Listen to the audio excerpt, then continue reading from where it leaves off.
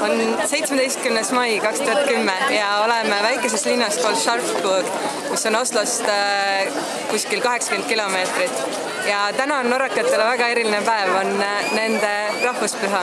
17. mail 1814 kirjutati alla konstitutsioon, mis vabastas Norra Taani võimust.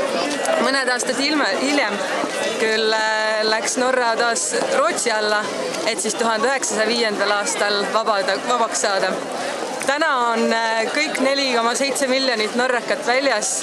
Nad on kenasti oma rahvusriietes, püünadides ja juba kella 6 hommikul on käinud orkestrid igas linnas mööda tänavaid ja äratanud norrakaid üles. Ja 17. mai on küll peamiselt lastele mõeldud ja seetõttu ongi praegu kohe algamas siin laste rongkäik, kus siis kõik linnainimesed kohal on ja lippe lehvitavad. Ja enamus linnainimesi võib öelda, et on siin tänavatel. Head 17. maid!